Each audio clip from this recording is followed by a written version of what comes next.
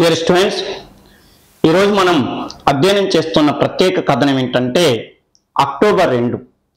ఈ అక్టోబర్ 2కు ఉన్నటువంటి ప్రత్యేకత ఏమిటంటే మన దేశంలో ఇద్దరు మహానుభావులు జన్మించిన రోజు. ఒకటి మహాత్మా గాంధీ, రెండు లాల్ బహదూర్ శాస్త్రి. అయితే అందరికీ బాగా గుర్తుకొచ్చేటటువంటి పేరు మహాత్మా గాంధీ గుర్తుకొస్తుంది. అయితే ఆయనతో పాటు దేశానికి ఎంతో సేవ చేసినటువంటి వ్యక్తి, నిజాయితీ అనేటటువంటి పదానికి నిలువుటర్థం లాల్ బహదూర్ శాస్త్రి. అయితే ఈయన పేరు చాలా మందికి కూడా గుర్తుకు రాదు. దానికి కారణం ఏంటంటే ఈయన చరిత్రకెక్కని చరితార్థుడిగా చరిత్రలో నిలిచిపోయాడు. అయితే అలాంటి మహానుభావుడి గురించి ఈరోజు మనం ఒక ప్రత్యేక కథనంగాను, అదేవిధంగా మన రెండు తెలుగు రాష్ట్రాలలో వివిధ కాంపిటేటివ్ ఎగ్జామ్స్ ప్రిపేర్ అవుతుంటున్న విద్యార్థి మిత్రులకి ఎగ్జామ్ పాయింట్ ఆఫ్ వ్యూ కూడా ఉపయోగపడేటట్టుగా దీని గురించి అధ్యయనం చేద్దాం. చూడండి, నీతికి మీరు దర్శనం, అందుకే ఇదే నిదర్శనం. నీతి నిజాయితీ అనగానే భారతదేశంలో జాతీయ స్థాయిలో పేరు పొందినటువంటి వాళ్ళని వేల మీద లెక్క పెట్టవచ్చు. అలా వేల మీద లెక్క పెట్టేటటువంటి వాళ్ళల్లో ఫస్ట్ వరుసలో ఉండే వ్యక్తి లాల్ బహదూర్ శాస్త్రి. ఈయన గురించి మన జనరేషన్ వాళ్ళకంటే కూడా స్వతంత్రం వచ్చిన టైంలో ఉన్నటువంటి వాళ్ళకి, లేదా 1970-80వ దశకం వాళ్ళకైతే ఈయన నిజాయితీ గురించి బాగా తెలుస్తుంది. ఆ రోజుల్లో ఎవరైనా వీళ్ళు చాలా నిజాయితీవంతుడు అని ఎక్కడన్నా ఆ మాట అంటున్నప్పుడు ఎవరితో పోల్చేవాళ్ళంటే లాల్ బహదూర్ శాస్త్రితో పోల్చేవాళ్ళు. ఎందుకంటే నాకు తెలిసి భారతదేశాన్ని ప్రధానమంత్రిగా పనిచేసి సొంత ఇల్లు కూడా నిర్మించుకోలేనటువంటి వాళ్ళు లేదా కలిగిన వాళ్ళు ఎవరన్నా ఉన్నారా అంటే ఇద్దరే ఉన్నారు. ఒకరు లాల్ బహదూర్ శాస్త్రి, రెండు దేశానికి 2 సార్లు ప్రధానమంత్రిగా పనిచేసి ఢిల్లీలో ఇల్లు కూడా లేనటువంటి వ్యక్తి గుల్జారీలాల్ నందా. జవహర్ లాల్ నెహ్రూ తర్వాత 2 సార్లు తాత్కాలిక ప్రధానమంత్రిగా పనిచేశారు గుల్జారీలాల్ నందా. ఆయనకి సొంత ఇల్లు లేదు. అదేవిధంగా క్లిష్ట పరిస్థితుల్లో దేశానికి ప్రధానమంత్రిగా పనిచేసి ఆ 2 యుద్ధాలను చూసినటువంటి మహానుభావుడు లాల్ బహదూర్ శాస్త్రి. అసలు ఏ పదంలో చేసిన ప్రతి అడుగులో కూడా నిజాయితీ పొనికిసలాడుతుండేది. ఇంతటి మహానుభావుడిని అనవసరంగా సిమ్లా ఒప్పందం అని చెప్పి తాస్కెంట్ ఒప్పందం అనేటటువంటి పేరుతో విదేశాలకు పంపించి హత్య చేయటమో ఏదో ఒకటైతే చేయటం ద్వారా ఏమైందంటే మన జాతి ఈయనను కోల్పోవటం జరిగింది. మరి ఈ మహానుభావుడి గురించి మనం అధ్యయనం చేసినట్టయితే చూడండి, అక్టోబర్ 2 అనగానే చాలా మందికి గాంధీ జయంతికి గుర్తొస్తుంది. కానీ ఎన్నో త్యాగాలు చేసి మరియు దేశాన్ని ప్రధానమంత్రిగా పనిచేసి సొంత ఇల్లు కూడా లేనటువంటి లాల్ బహదూర్ శాస్త్రి జన్మదినం కూడా ఇదే రోజు అన్న విషయం చాలా మందికి అవగాహన ఉండదు. దీనికి ప్రధానమైనటువంటి కారణం ఏంటంటే వాళ్ళు చూడండి, మన దేశంలో నిజాయితీ పరుల కంటే ఆర్భాటాలు చేసినటువంటి నాయకుల పేర్లే ఇవాళ ఎక్కువగా వినపడుతూ ఉంటాయి. వాళ్ళ జన్మదినోత్సవాలు ఇప్పుడు దురదృష్టకరమైన విషయం ఏంటంటే వీళ్ళ జన్మదినోత్సవం రోజు కూడా వీళ్ళకి మనం గుర్తు చేసుకోవట్లేదు. కానీ ఇప్పుడున్న నాయకుల పరిస్థితి ఎలా ఉందంటే వాళ్ళ జన్మదినోత్సవాలు ఇంకో 4 రోజుల ముందు ఉంటేనే ఆయన ఎలా మెప్పించాలా, ఎలా కంపెనీలలో వాటాలు సంపాదించుకోవాలా, ఏదో ఒక కారణంతో పరుగులు తీస్తున్నటువంటి ప్రజలను మనం చూస్తుంటాం. కానీ ఇలాంటి వాళ్ళని మాత్రం జనాలు గుర్తుంచుకోవట్లేదు. వాళ్ళు గుర్తు చేసుకోకపోయినా గుర్తు చేయాల్సిన బాధ్యత మనది. కాబట్టి ఇలాంటి కథనాలు మనం చేస్తూ ఉందాం. చూడండి, అందరికీ గుర్తుకొచ్చే నాయకులు చూడండి, 1956వ సంవత్సరంలో ఈయన ఎంత నిజాయితీ పరుడంటే 1956వ సంవత్సరంలో రైల్వే శాఖ మంత్రిగా ఉన్నప్పుడు తమిళనాడులో, అంటే ఈయన రైల్వే శాఖ మంత్రిగా ఉన్నప్పుడు తమిళనాడు ప్రాంతంలో టూటీ కార్ అనే ఒక రైలుకి యాక్సిడెంట్ ప్రమాదం జరిగినప్పుడు దాదాపు 150 మంది ప్రయాణికులు చనిపోయారు. ఈ విషయం తెలిసే టైంకి పార్లమెంట్లో చర్చలు జరుగుతున్నాయి, వేరే విషయాల మీద చర్చలు జరుగుతున్నాయి. ఈ విషయం ఆయనకు తెలిసింది. ఎమ్మటి ఏం చేసిందంటే, నేను రైల్వే శాఖ మంత్రిగా ఉన్న ఈ సమయంలో ఎక్కడో రైలు ప్రమాదం జరిగిందంటే దానికి కారకుడు నేనే, ఎందుకంటే ఆ శాఖలో నిర్లక్ష్యం వహించింది నేను, అందుకని నేను ఈ పదవికి రాజీనామా చేస్తున్నానని చెప్పి ఎమ్మటే ప్రకటించాడు. ఆ ప్రధానమంత్రి నెహ్రూ గాని ప్రతిపక్షాల వాళ్ళు ఒక్కసారిగా అవాక్కయ్యారు. ఎంత నిజాయితీ పరుడంటే ప్రతిపక్ష వాళ్ళు లేచి మేము రాజీనామా చేయమని మేము అడగలేదు కదా, ఎక్కడో చిన్న అపశృతి జరిగితే దానికి మీరు ఎలా బాధ్యత వహిస్తారంటే, ఆ శాఖకు మినిస్టర్ని నేను కాబట్టి ఖచ్చితంగా ఆ శాఖలో జరిగే ప్రతి తప్పిదం కూడా నాకే వర్తిస్తుందని చెప్పి రాజీనామా చేసినటువంటి మహానుభావుడైన జవహర్ లాల్ నెహ్రూ నిండు సభలో చెప్తూ, ఇంతటి నిజాయితీ పరునటువంటి వ్యక్తి నా మంత్రివర్గంలో సభ్యుడైనందుకు నేను గర్వపడుతున్నానని చెప్పి ప్రకటించాడు. ఈ రోజుల్లో ఒక్కసారి ఊహించుకోండి, ఇది జరిగే పనేనా అంటే ఎట్టి పరిస్థితుల్లో జరగదు. లాలూ ప్రసాద్ యాదవ్ బీహార్ రాష్ట్రానికి చెందినటువంటి వ్యక్తి, ఆ మధ్యకాలంలో రైల్వే శాఖ మంత్రిగా పనిచేశారు. మన తెలుగు రాష్ట్రంలో నల్గొండ జిల్లాలో ఒలికొండ అనేటువంటి గ్రామం దగ్గర రైలు ప్రమాదం జరిగి కొన్ని వందల మంది చనిపోతే లాలూ ప్రసాద్ యాదవ్ కనీసం చూడటానికి కూడా రాలేదంటే, ఆ లాలూ బహదూర్ శాస్త్రికి ఈ లాలూ ప్రసాద్ యాదవ్కి ఉన్నటువంటి తేడా మనకు అర్థమవుతుంది. ఓకేనా? ఇలా చెప్పుకుంటూ పోతే ఈయనకు ఉన్నటువంటి ఎన్నో నైతిక విలువలు ఈయనని ఈ రోజు మనం ఈ కథనం చేసుకునే అట్టట్లు చేసిందని ప్రత్యేకంగా గుర్తుపెట్టుకోవాలి. చూడండి, రైల్వే శాఖ మంత్రిగా పనిచేసి తన పదవిని వదులుకున్నాడు లాల్ బహదూర్ శాస్త్రి. అదేవిధంగా దేశంలో జై జవాన్ జై కిసాన్ అనే నినాదం ఇచ్చి, అంటే జవానులు దేశ రక్షణకి ఎంత ఇంపార్టెంటో వ్యవసాయ రంగం అభివృద్ధి కావటానికి రైతులు కూడా అంత ఇంపార్టెంట్ చెప్పి దేశంలో జై జవాన్ జై కిసాన్ అనేటటువంటి స్లోగన్ ఇచ్చి ఆహార కొరత ఉందని ఒక పని ఉంది, ఆహారాన్ని నిల్వల్ని పెంచాలని ఆ నినాదం ఇచ్చినటువంటి వ్యక్తి అంటే కూడా మనకి వెంటనే గుర్తుకొచ్చేది లాల్ బహదూర్ శాస్త్రి. అదేవిధంగా ఇంకో ముఖ్యమైన విషయం ఏంటంటే 1964 ఆ టైంలో దేశంలో ఆహార కొరత వచ్చినప్పుడు ఈయన జాతి మొత్తానికి ఒక విషయం చెప్పాడు. ఏంటంటే రోజుకు ఒక్క పూటే భోజనం చేయండి అని చెప్తే ఈయన అన్నాడో లేదో ప్రజలందరూ కూడా దాన్ని ఎలా స్వీకరించారంటే శాస్త్రీయ వ్రతం, శాస్త్రి చెప్పాడు కాబట్టి దాన్ని శాస్త్రీయ వ్రతం అనే పేరుతో ప్రజలందరూ కూడా ఆచరించి చూపించారు. అదేవిధంగా ఇంకో ముఖ్యమైన విషయం ఏంటంటే భారతదేశంలో మహిళలను బస్ కండక్టర్లుగా నియమించిన మొట్టమొదటి మినిస్టర్ ఎవరయ్యా అంటే మన లాల్ బహదూర్ శాస్త్రి. అదే ఇంకో ముఖ్యమైన విషయం ఏంటంటే ఇలా గుజరాత్ లో అద్భుతంగా వెలుగుతున్నటువంటి అమూల్ ఫ్యాక్టరీ అనేటువంటి పాల ఫ్యాక్టరీ నిర్మాణం కూడా ఈయన చేసిన సంస్కరణల ఫలితంగానే వచ్చిందని మనం ప్రత్యేకంగా గుర్తుపెట్టుకోవాలి. ఓకేనా? అంటే మహిళలని బస్ కండక్టర్గా నియమించిన మంత్రిగా ఈయనకు పేరుంది. అమూల్ పాల ఫ్యాక్టరీ ఏర్పాటు చేయడానికి ఈయనే కారణం అని చెప్తారు. జై జవాన్ జై కిసాన్ అనేటటువంటి నినాదం ఇచ్చిన వ్యక్తి ఈయనే అని చెప్తారు. రైల్వే శాఖ మంత్రి పదవిలో ఉండి తప్పు జరిగితే తన పదవికి రాజీనామా చేయాలని మిగతా మినిస్టర్లకు కూడా ఒక స్ఫూర్తి ప్రదాతగా పనిచేసిన వ్యక్తి అంటే మనకి లాల్ బహదూర్ శాస్త్రి గుర్తుకొస్తారు. మరి ఈయన జననం ఎక్కడ అంటే 1904 సంవత్సరం అక్టోబర్ ఉత్తరప్రదేశ్ లోని మొఘల్ సరాయ్ అనేటువంటి శాస్త్రి గారు జన్మించారు. ఇతని అసలు పేరు లాల్ బహదూర్ శ్రీవాత్సవ అనేటటువంటి ఆయన అసలు పేరు. అయితే శ్రీవాత్సవ అనేది బ్రాహ్మణ పదం. నేను అందరూ వాడిని కేవలం నేను బ్రాహ్మణుడిగా ముద్ర వేసుకోవటం నాకు ఇష్టం లేదు, అగ్రవర్ణాలుగా అని చెప్పి శ్రీవాత్సవ అనేటటువంటి పదాన్ని తొలగించుకున్నాడు. ఓ ముఖ్యమైన విషయం ఏంటంటే 1919 సంవత్సరంలో వీళ్ళ నాన్న అంటే ముఖ్యమైన విషయం ఏంటంటే ఈయనకి 19 సంవత్సరాల వయసు వచ్చిన 19 సంవత్సరాల వయసు ఉండగానే తన తండ్రి ప్లేగ్ వ్యాధి కారణం వల్ల మరణించటంతో ఈయన తన విద్యాభ్యాసాన్ని అంతా కూడా తన తాతయ్య గారి ఊరు నుంచి కొనసాగించారు. ఓ ముఖ్యమైన విషయం ఏంటంటే ఈయన చదువుకున్నటువంటి హరిశ్చంద్ర పాఠశాల అనేటటువంటి గంగా నదికి ఒకవైపు ఉండటం, వాళ్ళ ఇల్లు మరొక వైపు ఉంటే ఆ రోజుల్లో ఈయన స్కూల్కి వెళ్ళాలంటే గంగా నదిని దాటుకుంటూ వెళ్ళాలి. తన తోటి పిల్లవాళ్ళందరూ కూడా ఆ స్కూల్కి వెళ్ళటానికి పడవలో వెళ్తుంటే ఆ పడవ వాళ్ళకి చెల్లించాల్సినటువంటి 2 పైసలు కూడా ఈయన దగ్గర లేకపోవటంతో ఇలా ప్రతిరోజు రావటానికి పోవటానికి డబ్బులు ఎక్కడి నుంచి వస్తాయని చెప్పి ఆయన తన షర్ట్ ఇప్పి పుస్తకాలని చూడండి ఆ పాఠశాల గంగానది వైపు తన ఇల్లు మరొక వైపు ఉండటంతో పడవ ఎక్కటానికి 2 పైసలు లేక పుస్తకాలను చొక్కాలో చుట్టుకొని నెత్తికి కట్టుకొని ఈదుకుంటూ పోయి గొప్ప చదువు చదివినటువంటి మహానుభావుడు లాల్ బహదూర్ శాస్త్రి.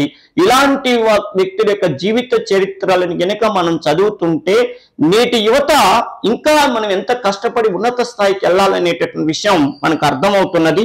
రెండవ విషయం ఏంటంటే ఈయనకి స్వామి వివేకానందుడు ఆదర్శంగా చెప్పబడినారు.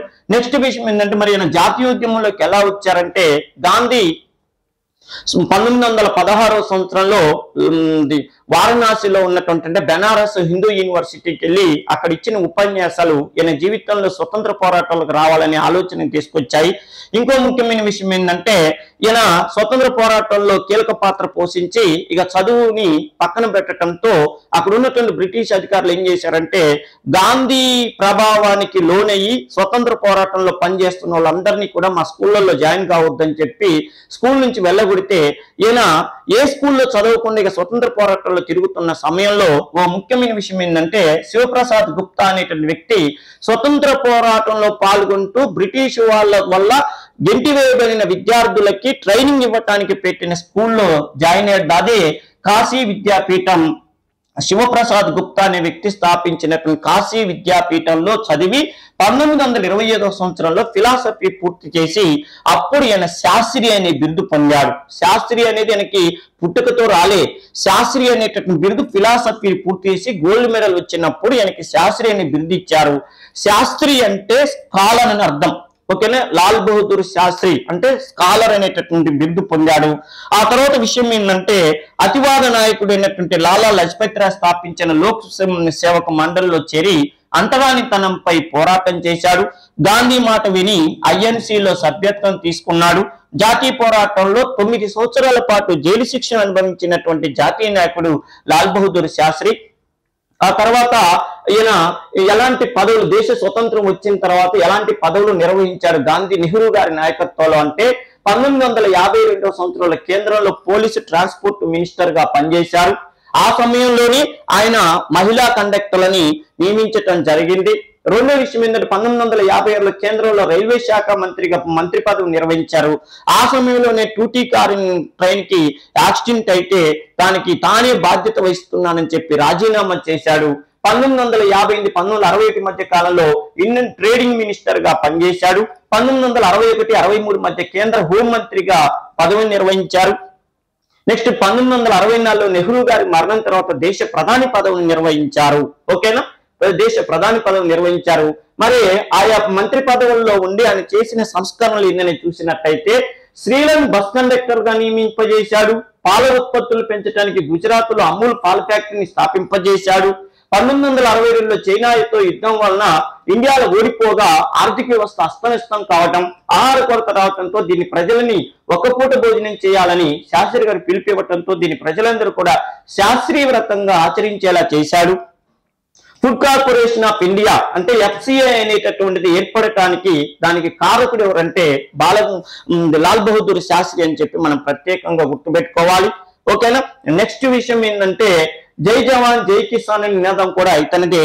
మరి నిజాయితీకి కేరా పర్పస్ గా మన లాల్ బహదూర్ శాస్త్రిని ఎందుకు పిలుస్తారా, ఏ సందర్భంలో పిలిచారంటే చూడండి, దేశ స్వాతంత్ర పోరాటంలో భాగంగా 7 సార్లు జైలుకి వెళ్ళాడు.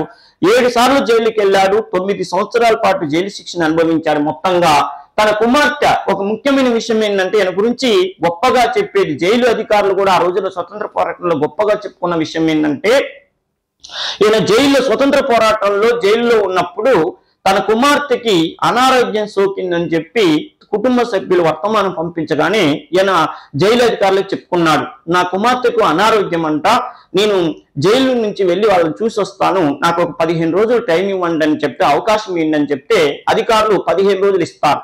ఈయన వెళ్తాడు. వెళ్ళిన తర్వాత 3 రోజులకు మళ్ళీ తిరిగి వస్తాడు. జైలు అధికారులు చెప్తారు, మీకు 15 రోజులు మేము టైం ఇచ్చినాం కదా, మీరు 3వ రోజే వచ్చారు ఏందని అడిగితే నేను వెళ్ళేసరికి మా కుమార్తె చనిపోయింది, ఇక నేను ఇక్కడ చేయాల్సిన పనులన్నీ కూడా అయిపోయినాయి, ఇక నాకేం పని ఉన్నది. అందులో ఇంకో విషయం ఏంటంటే నేను మా అమ్మాయి కోసం వెళ్ళాను, మా అమ్మాయి లేనప్పుడు నేను అక్కడ ఏం చేస్తా అని చెప్పి నేను ముందే వచ్చాను అనగానే జైలు అధికారులు ఆశ్చర్యపోయారంట. అది ఆయనకు ఉన్నట్టు నిజాయితీగా చెప్తారు. ఇంకో ముఖ్యమైన విషయం ఏంటంటే రైల్వే శాఖ మంత్రి పదవిలో ఉన్నప్పుడు ఆయన చేసినది భారతదేశాన్ని కాదు ప్రపంచ దేశాలని గొప్పగా చెప్పుకున్నారు. ఆ ప్రమాదం జరిగినప్పుడు నైతిక బాధ్యత వహించి తన మంత్రి పదవిని వదులుకోవటం అనేది. ఇంకొక గొప్ప విషయం ఏంటంటే తాను మంత్రిగా రైల్వే శాఖ మంత్రిగా ఉన్న సమయంలో పంజాబ్ నేషనల్ బ్యాంకు నుంచి 12,000 రూపాయలు రుణాన్ని తీసుకొని ఫియట్ కారు కొనుక్కున్నారు శాస్త్రి గారు. కొంటే రైల్లో ప్రమాదం జరిగే తర్వాత తన రైల్వే మంత్రి పదవికి రాజీనామా చేశారు. చేసే సమయానికి తీసుకున్న లోన్లో ఇంకొక 7,000 రూపాయలు చెల్లించాలి. ఇప్పుడు నేను చెల్లించలేనండి, నా కారుని మీరు తీసుకోండి అని చెప్పి పంజాబ్ నేషనల్ బ్యాంక్ వాళ్ళకి ఈయన లెటర్ పెట్టుకున్నారు. చూడండి, మళ్ళీ ఈయన స్థాయి ఏంది? ఓ కార్పొరేటర్ కాదు, ఓ సర్పంచ్ కాదు, దేశ ప్రధానమంత్రి పదవిలో ఉన్న వ్యక్తి 12,000 రూపాయల రుణం తీసుకొని నేను మంత్రి పదవికి రాజీనామా చేశానండి, ఇప్పుడు నేను మంత్రిని కాదు, నేను మీకు డబ్బులు చెల్లించుకోలేకపోతున్నాను, దయచేసి మీ కారు మీరు వెనక్కి తీసుకోండి అని చెప్పిన మహానుభావుడు లాల్ బహదూర్ శాస్త్రి. ఇవాళ ఇలాంటి వ్యక్తి ఉంటే భారతదేశం ఏ స్థాయిలో ఉండేదో ఒకసారి ఆలోచించుకోండి. అయితే ఈ విషయం ఆ పేపర్లో ఈ పేపర్లో చదివినటువంటి ఫ్యాన్స్ వెనక్కి లెటర్ రాశారు. ఏమన్నో తెలుసా? మీరు కారుని వెనక్కి పంపించమాకండి, మీకు మనీ ఆర్డర్ మేము చేస్తాం, మీ కారు మీరే పెట్టుకోండి అని చెప్తే నా డబ్బులు మీరు పే చేయటం ఎందుకని చెప్పి కారుని వెనక్కి ఇచ్చిన మహానుభావుడు లాల్ బహదూర్ శాస్త్రి. చెప్పుకుంటుంటే ఇవాళ తల్లిదండ్రులు రాజకీయ నాయకులు ఆ రాష్ట్రాలు ఈ రాష్ట్రంలో గొడవలు చూస్తుంటే నవ్వు వస్తుంది. వాళ్ళ వాటా ఇంత, ఏళ్ళ వాటా ఇంత అని చెప్పి రోజు టీవీ ఛానల్స్ కి సోషల్ మీడియాలో ప్రచారాలు జరుగుతుంటే ఇలాంటి వాళ్ళని చూస్తే ఈ దేశంలో వీళ్ళు ఎక్కువ ఉన్నారో వాళ్ళు ఎక్కువ ఉన్నారో అర్థం కావట్లేదు పరిస్థితి. లాల్ బహదూర్ శాస్త్రి ఇదొక్కటి జాలి అని నిజాయితీ పడని చెప్పుకోవటానికి. రెండో విషయం ఏందయ్యా అంటే, తాను ప్రధానమంత్రిగా ఉన్న సమయంలో తన కుమారుడికి స్కాలర్షిప్ అప్లై చేసుకోవటానికి కాలేజీల్లో క్యూలో నిలబడ్డాడంట. అయితే ఆ ఎండ దెబ్బకి పిల్లవాడు సొమ్మసిల్లి పడి కింద పడిపోయిండు. ఆ తర్వాత ఆ కాలేజీ అధికారులు వచ్చి ఆ అబ్బాయిని లేపి మంచినీళ్ళు దాపించి ఎవరి అబ్బాయి బాబు నువ్వు అని అడిగితే ప్రధానమంత్రి లాల్ బహదూర్ శాస్త్రి కొడుకునని చెప్పిందంట. ఇది అసలు ఇది భారతదేశంలో ఇది ఇప్పుడు జరిగే పనేనా అంటే, ఇక చూడండి, లాల్ బహదూర్ శాస్త్రి తన చిన్న పిల్లగాన్ని స్కూల్లో చదివించినా, తన పెద్ద పిల్లగాన్ని కాలేజీలో చదివించినా కూడా ఎట్టి పరిస్థితుల్లో కూడా మీ నాన్న ఎవరంటే ప్రధానమంత్రి అని చెప్పమాకండి అని చెప్పి సీరియస్ గా చెప్పించినటువంటి వ్యక్తి అన్నమాట లాల్ బహదూర్ శాస్త్రి. అంత గొప్ప వ్యక్తిని చంపారానాలో చనిపోయినానో అర్థం కాదు. 1965వ సంవత్సరంలో పాకిస్తాన్కి ఇండియాకి యుద్ధం జరిగిందన్న విషయం మనందరికీ తెలుసు. యుద్ధం భీకరంగా జరిగింది. ఇండియా గెలుపంచుల్లో ఉంది, ఇండియా గెలిచే పరిస్థితిలో ఉంది. అప్పుడు పాకిస్తాన్కి అండగా ఉన్న దేశం ఏంటంటే అమెరికా, మన ఇండియాకి అండగా ఉన్న దేశం ఏంటంటే రష్యా. ఈ విషయంలో ఐక్యరాజ్యసమితి జోక్యం చేసుకుని రెండు అగ్రదేశాలు అటొకటి ఇటొకటి ఉన్నాయి కాబట్టి ఈ పాకిస్తాన్కి ఇండియాకి శాశ్వత పరిష్కార మార్గం ఏదైనా చూపించరాదని డబ్బా అని చెప్పి ఐక్యరాజ్యసమితి భద్రతా మండలిలో చర్చ జరిగింది. ఈ విషయంలో రష్యా చొరవ తీసుకొని ఇండియా నేను చెప్తే వింటదండి, నేను పిలిపించి మాట్లాడతా అని చెప్పి ఇండియాని పాకిస్తాన్ని తాష్కెంట్, ఉజ్బెకిస్తాన్ లో ఉన్నటువంటి తాష్కెంట్ అనే ప్రాంతానికి రమ్మన్నది. ఎందుకంటే అది రష్యా యుఎస్ఎస్ఆర్ లో భాగం కాబట్టి తాష్కెంట్ కి రమ్మన్నారు. అప్పుడు ప్రధానమంత్రిగా ఉన్నది ఎవరు? మన శాస్త్రి గారు ఆ తాష్కెంట్ ఒప్పందానికి వెళ్ళారు. రష్యా మధ్యవర్తిత్వం వహించటం, ఆయన వెళ్ళటం జరిగింది. మొత్తానికైతే రష్యా ప్రోద్బలంతో ఉజ్బెకిస్తాన్ లోని తాష్కెంట్ లో ఇండియా పాక్ దేశాల మధ్య తాష్కెంట్ ఒప్పందానికి పథక రచన జరిగింది. ఇప్పటికీ శాస్త్రి గారి మీద అభిమానం ఉన్న వాళ్ళు కానీ ప్రపంచంలో గొప్ప గొప్ప మేధావులు వెలిపుచ్చే విషయం ఏంటంటే, శాస్త్రి తాష్కెంట్ పోవటం ఒప్పందంపై సంతకం చేయటం అంతా బాగానే ఉంది, కానీ ఆ రోజు రాత్రి విషయం ఏంటంటే గుండెపోటు రావటంతో శాస్త్రి మరణించారని ప్రకటించటం, హుటాహుటిన ఇండియాకి ఆయన మృతదేహాన్ని తీసుకురావటం, దాన సంస్కారాలు జరగటం అంతా కూడా నిమిషాల్లోనే జరిగిపోయాయి. దీని గురించి ఆలోచించే వ్యక్తులకు ఇప్పటికీ ఒక అనుమానం ఏంటంటే, ఇది తాష్కెంట్ ఒప్పందమా లేక శాస్త్రిని మరణం ఒప్పందమా అనేది ఎవరికి కూడా అర్థం కావటం లేదు. దీనిపై ప్రపంచ దేశాల నుంచి వచ్చిన వ్యతిరేకతను గమనించిన రష్యా తన ప్రాంతంలో ఇలా జరగటాన్ని సీరియస్ గా తీసుకుని నిజాన్ని బయటికి తీయడానికి ఒక కమిటీని నియమించింది. ఓకే, ఈ కమిటీకి అసలు విషయం చెప్పడానికి చూడండి, అసలు ఇన్ని హత్య చేశారా, ఆయనకి నిజంగా హార్ట్ అటాక్ వచ్చిందా, ఈ విషయాన్ని పరిశీలించమని చెప్పి రష్యా, ఎందుకంటే రష్యా ఇండియాకి చాలా క్లోజు, మా ఇండియా మిత్రుడైన దేశం ప్రధానమంత్రిని మేమెందుకు చంపుకుంటాం, ఇది బలేగుందని చెప్పి ఒక కమిటీ చేసి దాని మీద నివేదిక దీన్ని వెలిపుచ్చా. ఆ రోజు ఏం జరిగింది, తాష్కెంట్ టైంలో ఏమన్నా గొడవలైనయా, ఆయన ఎవరైనా చంపారా, లేకపోతే భారతదేశంలో ఉన్న ప్రధానమంత్రి పదవికి ఆశపడి ఈయన అడ్డొస్తుందని అక్కడ పంపించారా, ఇప్పటికీ అయోమయ వ్యవహారం. ఏదేమైనా కూడా ఒక కమిటీని ప్రభుత్వం నియమించింది, రష్యా ప్రభుత్వం. ఆ కమిటీకి అక్కడ ఆ రోజు నైటు ఆయన విడిది చేసినటువంటి ఇంటి దగ్గర ఆయనతో పాటు ఉన్న ఇద్దరు వ్యక్తులు, ఆ ఇద్దరు వ్యక్తులు ఎవరంటే ఇగో ఆర్చుక్ అనేటటువంటి వ్యక్తి. ఈ ఆర్చుక్ ఎవరంటే శాస్త్రి గారి పర్సనల్ డాక్టర్. ఈయనని నువ్వు వచ్చి అసలు ఏం జరిగిందో చెప్పు అబ్బా అని చెప్తే ఈయన బయలుదేరితే చూడండి ట్రక్కు ప్రమాదంలో ఆయన మరణించిండు. ఒక వెహికల్ వచ్చి ఆయన గుద్దింది, ఆయనకు అక్కడికక్కడ మరణించిండు. నెక్స్ట్ విషయం ఏంటంటే ఆయనతో పాటు రామ్నాథ్ అంటే శాస్త్రి గారి పర్సనల్ కుక్, వంట చేసే వ్యక్తి. ఈయన కూడా ప్రమాదంలో 2 కాళ్ళు పోగొట్టుకున్నాడు. దీన్ని బట్టి మీకు ఏం అర్థమవుతుందో ఆలోచన చెప్పండి, ఓకేనా. నెక్స్ట్ విషయం ఏంటంటే మొత్తానికైతే మనకు అర్థమవుతున్న విషయం ఏంటంటే శాస్త్రి మరణం అటు విదేశీయులకు ఇటు స్వదేశీయులకు అత్యవసరం కావచ్చు అనిపిస్తుంది. ఒక రాజకీయ నాయకుడు ఎలా ఉండాలో శాస్త్రి గారిని చూసి నేర్చుకోవాలి. రాజకీయ నాయకులు 2 రకాలు. ఎలా అంటే తన కొడుకుల కోసం, తన కుటుంబం కోసం, తన ఆస్తుల కోసం పదవులు నిలబెట్టుకునేవాడు మామూలు రాజకీయ నాయకుడు అవుతాడు. భవిష్యత్తు కోసం రేపటి రోజున దేశం ఒక ఉన్నత స్థాయిలో ఉండాలని చెప్పుకునేటటువంటి నాయకుడు ఏమవుతాడంటే మేధావి అవుతాడు, రాజకీయ మేధావి అవుతాడు. రాజకీయ నాయకుడు వేరు, రాజకీయ మేధావి వేరు. ఇప్పుడు ఒక ముఖ్యమైన విషయం ఏంటంటే మరి శాస్త్రిని మనం ఎలా వర్ణించాలో మీరే ఆలోచించండి. అందుకే చూడండి శాస్త్రి గారిని ఆయన బతికి చూపించారు. ఒక రాజకీయ మేధావిగా ఎలా ఉండాలో ఆయన బతికి చూపించారు. అందుకే ఆయన మరణించిన జనవరి 11ని శాస్త్రి స్మృతి దినోత్సవంగా జాతి జరుపుకుంటుంది. ఒక ముఖ్యమైన విషయం ఏంటంటే భారతదేశంలో ఎంతో మంది ప్రధానమంత్రులు పనిచేశారు, చాలా మంది వ్యక్తులు ప్రధానమంత్రులుగా పనిచేశారు. కానీ అందరిలో నిజాయితీ పరుడు ఎవరంటే 2 వ్యక్తులు చెప్తారు నిజాయితీ పరులుగా. ఒకరు లాల్ బహదూర్ శాస్త్రి, 2 గుల్జారీ లాల్ నందా. మిగతా వాళ్ళు నిజాయితీ పరులు కాదంటే కాదని కాదు, నిజాయితీ పరులు అత్యంత నిజాయితీ పరులు ఎవరంటే వీళ్ళిద్దరిని చెప్తారు. ఓ ముఖ్యమైన విషయం ఏంటంటే నాయకులు వస్తూ ఉంటారు, పోతూ ఉంటారు, కానీ భారతదేశ చరిత్రలో లాల్ బహదూర్ శాస్త్రి లాంటి వారు మాత్రం ఒక ధృవతార లాగా వెలుగొందుతుంటారని మనం ప్రత్యేకంగా చెప్పవచ్చు. చూడండి అసలు తన జీవితంలో ఖాళీ సమయం అంటూ ఏది పెట్టుకోలేని ప్రధానమంత్రి అన్నమాట. విలాసాలకు, హంగులకు, ఆర్భాటాలకు అవకాశం అయినటువంటి ప్రధానమంత్రి సాదాసీదా జీవితం గడుపుతూ ఆయన మళ్ళీ ప్రయాణంలో కూడా ప్రజల డబ్బుని జీతంగా తీసుకుంటున్నా కాబట్టి నిమిషం కూడా వేస్ట్ చేయొద్దని చెప్పి చూడండి ఆఫీస్ ఫైళ్ళని తీసుకొచ్చుకొని తన ప్రయాణంలో కూడా వాటిని గమనిస్తున్నటువంటి వ్యక్తి లాల్ బహదూర్ శాస్త్రి. విషయాన్ని మనం ఇక్కడ ఈ ఫోటో ద్వారా మనకు అర్థమవుతుంది. రెండో విషయం ఏంటంటే ఇప్పుడు నేను చెప్పే విషయం ఏంటంటే ఇలాంటి వాళ్ళు మన దేశంలో ఎంతో మంది ఉన్నారు. వాళ్ళని జాతి మర్చిపోయింది, అంటే చరిత్రకెక్కని చరితార్థులుగా ఉండిపోయారు. అలాంటి వ్యక్తులను ఆయా సందర్భాల్లో చూడండి వాళ్ళు దేశానికి సేవ చేసి వాళ్ళు చరిత్రకెక్కని చరితార్థులాగా వెనకలో ఉండిపోయారు. వాళ్ళందరినీ ముందుకు తీసుకొచ్చి మీకు వివరించటమే మన ఉపేంద్ర యూట్యూబ్ ఛానల్ యొక్క లక్ష్యం. వీళ్ళని ఇటు తిప్పుదాం అనుకుంటున్నాను. వీళ్ళ యొక్క గొప్పతనాన్ని మనందరం మళ్ళీ ఒకసారి చర్చించుకోవాలనేది నా కాన్సెప్ట్. ఇలాంటి వాటికి మీరు ప్రోత్సాహం ఇస్తారని చెప్పి నేను ఆశిస్తున్నాను.